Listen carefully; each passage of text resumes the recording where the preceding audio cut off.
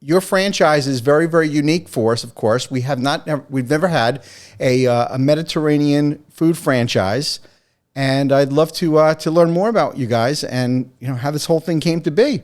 Thank you for having me, Frank. I'm very excited to be on your show. And yes, I would love to share with everyone a little bit about Shawarma Press. We are by far the first shawarma franchise in the United States. And if you're not familiar with the cuisine, shawarma is actually a very popular street food in the Middle East, specifically the Mediterranean region. So if you've been to Jordan, Jerusalem, Turkey, and some parts of Europe as well, Germany. So it is a very popular, street food in those areas. And it is made from thinly stacked chicken or beef layers that are hand stacked in a cone shape. And it's rotating in front of like an upright grill. So this process, produces the shawarma wrap. And it's a very unique taste, something that my husband and I grew up eating for a very, very long time. And we were craving quite a bit when we came to the United States. That's where this whole thing started.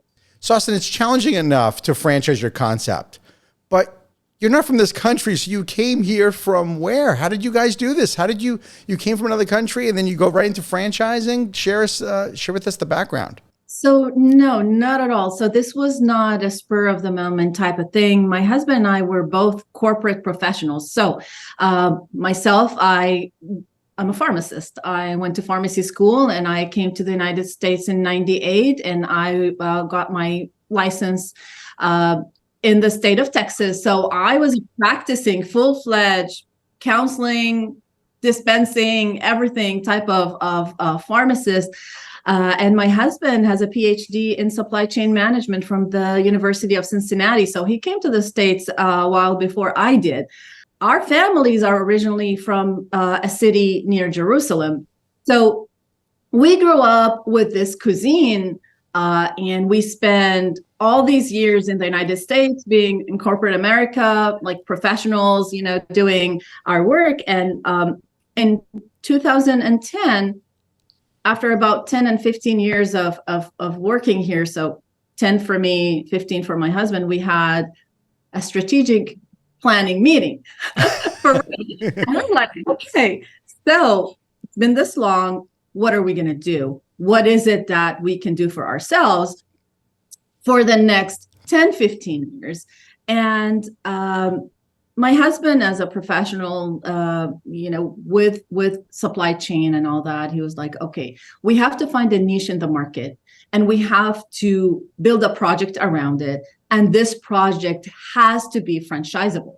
So it was a very thought through idea. We knew that we want to go into franchising because this is the industry that makes sense for any project to be able to grow.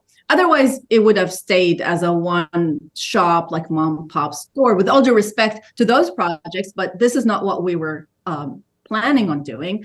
So between 2010 and 2016, it was market studies and like trying to understand the gaps in the market and what we want to come up with. And through my husband's travel, for consulting, he was like, wait a minute, like nobody's making shawarma the right way. Nobody's making it the authentic way. It doesn't taste the same. It's not made the same. And so this is where in 2016, we knew what we want to do. And in 2017, we opened our first store. Wow. Did you both leave your careers at the same time to open your first store? As a matter of fact, no, we did not. So at first, it sounded like we could just theoretically, put this into play with the experts, right? So we hired a chef who went to culinary school specifically for shawarma in Jordan, and he had moved to the United States, and we were able to recruit him to start the culinary part. And then we hired, a manager to run the place. So at first it sounded, like a perfect scenario where we could still keep our jobs and have a franchise, or at least like a store. Of course, it was only one location going. But the pharmacist in me didn't like that. So I was like, nope, I have to be there. I need to make sure that everything is done properly and in compliance with all the laws and regulations, because consultants, with all due respect, can lay the ground for you, but you need someone to follow and be compliant. So I was working part-time.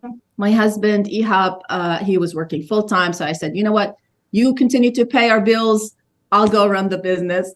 And so, within the first couple of months, I left or retired pretty much from my job in pharmacy, and I took over, and here we are. That's great. And you opened your first location in Texas, right? That's where you guys live? Exactly. So in Irving, Texas. Yes. Great. Right outside of Dallas. And you have, do I understand right? You have 7 franchise locations now. So right now we actually have a total of 10 altogether, 5 corporate locations and 5 franchisee locations. 2 of them are about, in the process of finding locations, but 3 of them are on the ground open. Yeah. Okay. So this is really another unique way of franchising, because most franchisors, they'll get that 1 unit established, maybe 2, and then they say, okay, I want to franchise. But I love the fact that you guys went ahead and established that you have 5 company-owned locations and 5 franchise. Strategically, what do you guys think? Do you want to keep going with a mix of corporate-owned stores and franchising, or do you want to go more franchise? And if so, what are your thoughts behind that? I think if we really wanted to decide on it, it would have been like balanced to that extent. It just happened that we had an opportunity to grow within Walmart because they were looking for local brands to replace the other, I would say, franchise food vendors that were inside Walmart. And when we got this opportunity, we had to open those stores inside Walmart ourselves. We couldn't really franchise those out at that time. So we grew from 1 to 5 locations in 2022 because of that. And it was great because it gave us more footprint on the map, right? And at the same time, it helped us actually challenge the process and really truly find out if this was replicable or not, because we really didn't have anybody else's story to hear or follow or learn from. So we had to learn from our own experiences. And I'm extremely happy to say that we had very, very few kinks that we had to iron out. We were able to replicate, and we were able to run, multiple locations with I would say the framework that we established, whether it's the ops manual or the store policies, the equipment, layout, and all that. So this is how the corporate locations came about. And then meanwhile, because of this growth and because of this, I want to say proven concept, because now it's proven, right? Before, nobody has heard of shawarma, and we were only one location, and people were skeptical, like, are you going to be able to support me? Am I going to be able to run a second location? Now, the franchisees came in, and they were location number 6 and 7, right? And so to a proven concept, so it was easier to expand on the franchise for franchisees.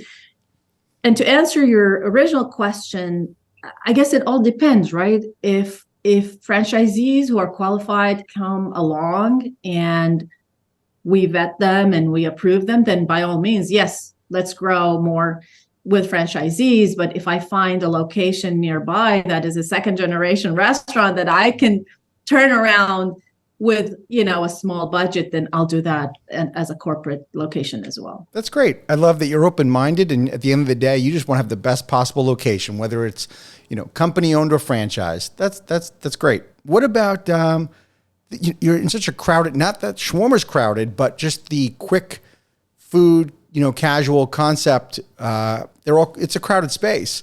So let's talk about the actual food, the quality of it, and what makes you guys so different other than the fact that it's shawarma. Tell us more about the actual food itself.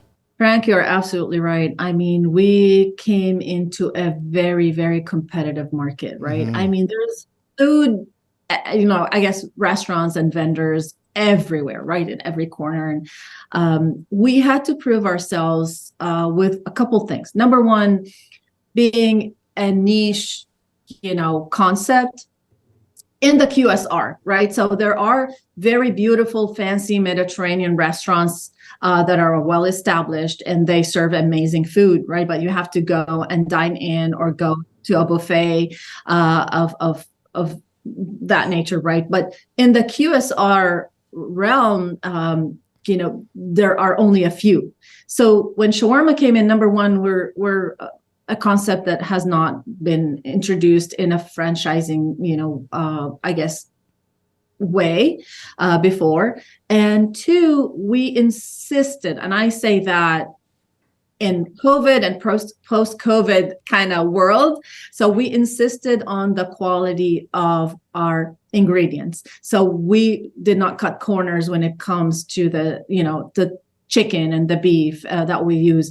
We did not cut corners on the hummus and the falafel that we make. We make those from scratch, right? And I've heard a lot of people from the industry, as well as maybe sometimes customers, saying, well, why don't you just get it, from this source? It's a powder, for the falafel, for example, and you mix it with some water, whatever. So we did not cut corners. So we continued with our, I guess, strength in that aspect, which is the high quality ingredients. And the third thing, we also came to a very good time for Mediterranean concepts, right? So now Mediterranean is on the rise. It's in big demand. Every owner of like a building or a facility where they're, wanting some food concepts, they insist on having, a Mediterranean concept in addition to the other concepts that they may have. So that big demand for healthy alternatives, specifically Mediterranean,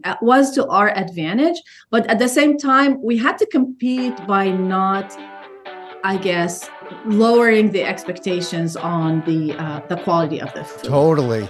Thank you for tuning into the Emerging Franchise Brands podcast.